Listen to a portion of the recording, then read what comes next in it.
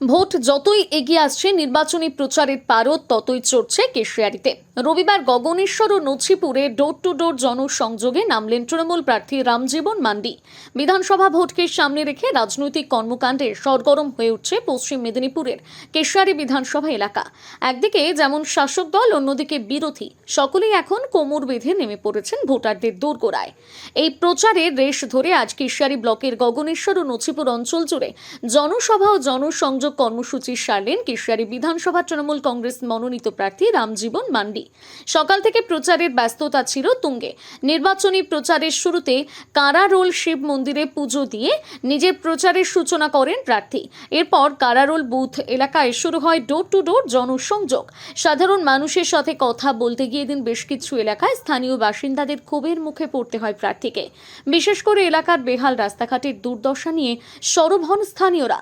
তবে পরিস্থিতি সামাল দিতে প্রার্থী রামজীবন মান্ডি গ্রামবাসীদের আশ্বস্ত করে বলেন, আপনারা জোড়া ফুল চিহ্নে ভোট দিয়ে মমতা বন্দ্যোপাধ্যায়কে 2026 সালে চতুর্থবারের জন্য মুখ্যমন্ত্রী হিসেবে জয়যুক্ত করুন। আমি ব্যক্তিগতভাবে দায়িত্ব নিচ্ছি। এলাকার রাস্তাঘাট দ্রুত মেরামত করার কাজ শুরু হবে। তার এই প্রতিশ্রুতিতে সাধারণ মানুষের মধ্যে কিছুটা আশার আলো দেখা গেছে। এরপর গগনেশ্বর 9 নম্বর গ্রাম পঞ্চায়েতের জুন বলদা, দক্ষিণ ডিহা সহ একাধিক বুথ এলাকায় এক বিশাল পদযাত্রা বা মিছিল করেন প্রার্থী।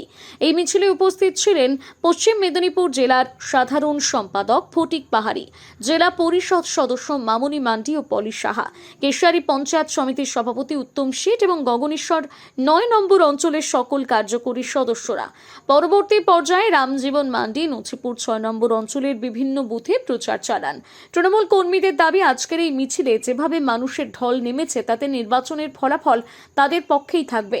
অন্যদিকে বিরোধী দলগুলো একইভাবে কোমর বেঁধে প্রচারে নেমে পড়ায় কেশিয়ারি নির্বাচনী লড়াই ক্রমেই জমে উঠেছে। কেশিয়ারি থেকে রাহুলদের রিপোর্ট, সানন্দা নিউজ। কি বললো এসে কি বললো ভোট দেবে, কি করে রাস্তা হবে আর কি বলে ওটা তো বলছে। আচ্ছা, কি আপনারা কি বললেন? আমরা বলি যে রাস্তা এই যে করো, এই যে রাস্তা খারাপ হয়েছে, রাস্তাঘাট ঠিক করো, আমাদের যে যাওয়া লাতু আমাদের বয়স্ক মানুষ জোর সজনে যেতে পারিনি আর কি, ও তো বললি আর কি। মানে ভোট চাইতে এসেছিল, দেখলাম আপনি ক্ষোভ উগড়ে দিলেন রাস্তাঘাটের জন্য। এ তো ভোট চাইছে, এখন আবার সে যে আসছে, ওখন তাকে না বললে সে জানবে কি করি এই যে রাস্তাঘাট, এটা ঠিক কথা না, কি কথা বললি বলো? হ্যাঁ, এটা জানবে কি করি?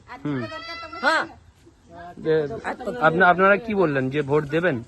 ভোট আজ তো দিচ্ছি, তো ভোট ভোট তো দিচ্ছি না।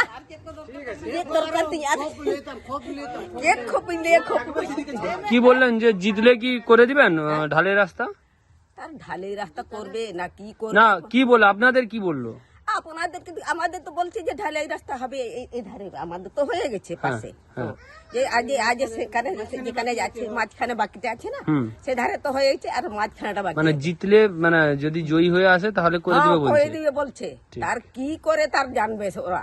কারারোল বুথে শিবালয় মন্দিরে পূজা অর্চনা করে মমতা বন্দ্যোপাধ্যায় স্নেহধন্য প্রার্থী রামজীবন মান্ডি মহাশয়কে নিয়ে আমরা কারারোল বুথ প্রচার করেছি। সেখান থেকে জয়কৃষ্ণপুর দুটো বুথ 1, 2, সেখান থেকে জুন মলদা হয়ে দক্ষিণ দিয়া গগনেশ্বর জিপি থেকে আমার টার্গেট আছে প্রায় 1500 থেকে 2000 ভোট লিড করবো। দেখতে তো পাচ্ছেন মানুষের ঢলটা, এই প্রখর রৌদ্রে মানুষ যেভাবে উপেক্ষা না করে, কষ্টকে উপেক্ষা না করে মাননীয় মুখ্যমন্ত্রী প্রার্থী আমাদের রামজীবন দাকে সঙ্গে নিয়ে আমরা অঞ্চল নেতৃত্ব সবাই একসঙ্গে ঝাঁপিয়ে পড়েছি। দিদি, আমাদের একটাই লক্ষ্য যে চতুর্থবারের মুখ্যমন্ত্রী মমতা বন্দ্যোপাধ্যায় তো হচ্ছেন, আমাদের এই গগনেশ্বর জিপি কেশিয়ারি ব্লক, কেশিয়ারি বিধানসভা 30,000+ ভোটে আমরা লিড করবো। এটা হচ্ছে কেশিয়ারির 9 নম্বর অঞ্চলের জুন বলদা এলাকার 7টা বুথ পরিক্রমা করছি পায়ে হেঁটে হেঁটে। কিভাবে প্রচার করছেন এবং মানুষের দরবারে গিয়ে কি বোঝাচ্ছেন? আমার মানুষের দরবারে, মানুষের রাস্তায়, পাড়ার রাস্তায়, গাছের তলায়, বাঁশের বনে, সব জায়গায়, পুকুরের পাড়ে প্রচার করছি। আপনারা দেখতে পাচ্ছেন পিছনে এই যে বুথের যে সমস্ত মানুষরা বসবাস করেন, যে কর্মীরা এবং এখানে যারা ভোটার, তারা প্রত্যেকে স্বতঃস্ফূর্তভাবে মমতা ব্যানার্জির সমর্থনে, জোড়া ফুলের সমর্থনে এবং আমার সমর্থনে আজকে সবাই পা মিলেছেন। এবং এখানকার মানুষের এত উৎসাহ, এত উদ্দীপনা, শুধু সময়ের অপেক্ষা। অতএব কেশিয়ারি থেকে যে প্রতিক্রিয়াশীল যে রাজনৈতিক দলগুলো আছে তাদের এখানে কেশিয়ারিতে কোনো স্থান নেই। তৃণমূল ছাড়া, জোড়াফুল ছাড়া, মমতা ব্যানার্জি, অভিষেক বন্দ্যোপাধ্যায় ছাড়া এখানে কারো স্থান নেই।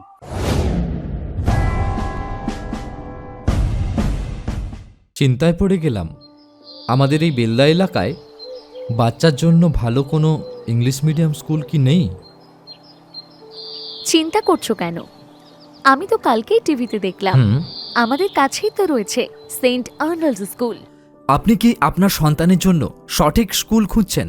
আপনার সন্তানের মজবুত বা সঠিক ভিত গড়ে তুলতে আজই চলে আসুন বেলদার সেন্ট আর্নল্ড স্কুল। আমরা দিচ্ছি গুণগত মানের শিক্ষা সিবিএসই পাঠ্যক্রম অনুসারে, যা শুধু পুঁথিগত বিদ্যায় আটকে থাকে না, বরং আপনার সন্তানের সার্বিক বিকাশে সাহায্য করে। আমাদের বৈশিষ্ট্য: অত্যাধুনিক ডিজিটাল ক্লাসরুম ও সমৃদ্ধ লাইব্রেরি, উন্নত সায়েন্স ল্যাব ও মিউজিক ক্লাস, এবং এখানে খেলাধুলার জন্য রয়েছে বিশাল বড় খেলার মাঠ। আরও বিশদে জানতে যোগাযোগ করুন saint Arnold school, Amdan post, Khatnagar, district Paschim Medinipur. বিশদে জানতে স্ক্রিনে দেওয়া নাম্বারে যোগাযোগ করুন। নিজেকে আপডেট রাখতে ফলো করুন সানন্দা নিউজ।